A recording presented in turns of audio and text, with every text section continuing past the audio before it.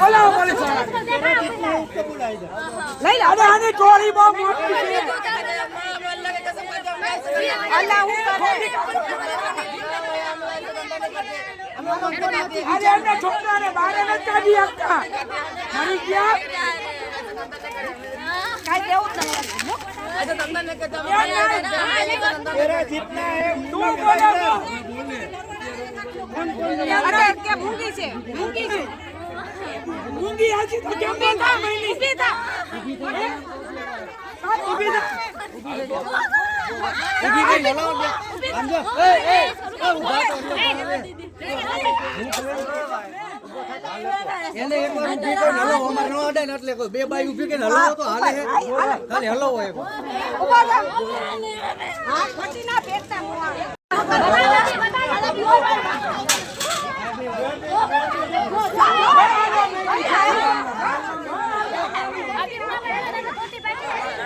અરે mobile police વાળાને બોલાવો પોલીસ વાળાને બોલાવો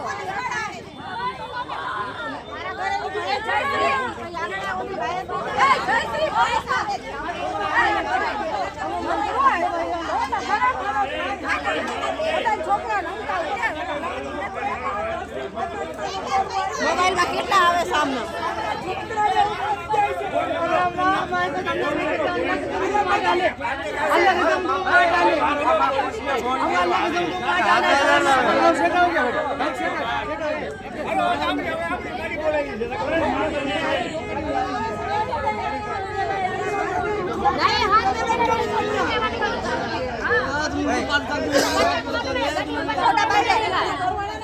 ચોકડી મારી હા सीधा गली से कॉल है इसको छोड़ो गली से बोलो बाहर जाने के लिए सीधा अल्लाह के कसम का तो धंधा नहीं करे वो मुंडी बात है अल्लाह कसम मत खा सीधा तू कान गली से भाई बचा दे की तू सीधा गली से हमारा घर चौकड़ी मारी हां चौकड़ी मारी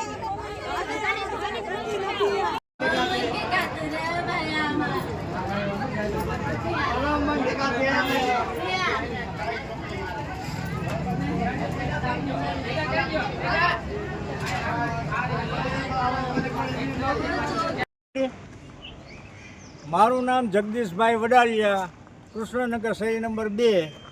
આજે અમારે અહીંયા એવી ઘટના બની કે જે મૂંગા માણસો તરીકે માંગવા આવેલ હતા, જે મૂંગાના રૂપમાં, અને પાછળથી અમારા બહેનોને વડીલોને શંકા ગઈ કે આ મૂંગા માણસો નથી, આ ઓલા છે, આવા લફંગા છે, આવા છે। ઘરદીઠ બધે ગયા, પગમાં ચોકડીઓ મારતા હતા, નીચે ચોકડી મારી બતાડે અને બાળકો ઉપાડવાના પ્રયત્ન કરતા હતા। એવું આ બધાને અમને શંકાસ્પદ લાગ્યું। તો અમારી સોસાયટીની અંદર કે સીસીટીવી કેમેરા આપો અને 24 કલાક પેટ્રોલિંગ આપો। તો આપ સાહેબને અમારી નમ્ર વિનંતી, આવી માંગ છે, તમારી માંગ પૂરી કરો। અવારનવાર આ કોઈ દી થાય નહીં, અમારે કામ ધંધા કરે કે છોકરાને બહાર ફરવું। હા બસ આ બધું રાખીને સાહેબને કે એટલું અમારું માર્ગદર્શન આપો અને કાંઈક આમાં ધ્યાન દો કૃષ્ણનગર સોસાયટીમાં।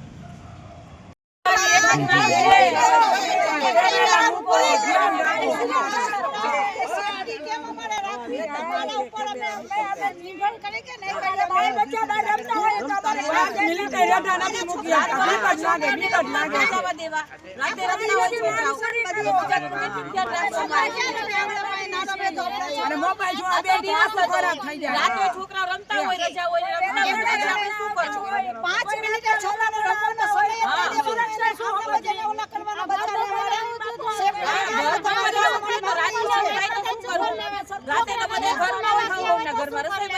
છોકરા બારે રમતા હોય।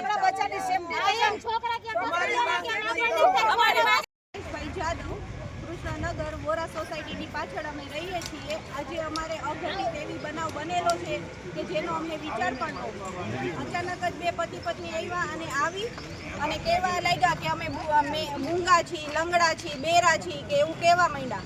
થોડી વાર થયું ને તો પછી અમને એના ઉપર શંકા જતા અમે લોકોએ એનો પીછો કર્યો। પીછો કરતા સોસાયટીવાળાઓને અમે બધાને ખબર પડી કે એ લોકો બેરા પણ નહોતા, મૂંગા પણ નહોતા અને લંગડા પણ નહોતા। પછી આ બાબતે અમે આગળ એક્શન લીધું અને પછી એ લોકો પાસે સઘન પૂછતાછ કરી અને પછી ખબર પડી કે એ લોકો ખોટું બોલતા હતા અને અચાનક જ જેના કોઈ પણ સંતાનો જેટલા હોય ને એ પ્રમાણે એના ઘર પાસે જ ચોકડી કરી જતા. એક હોય તો એક, બે હોય તો બે, એવી રીતે કરી જતા.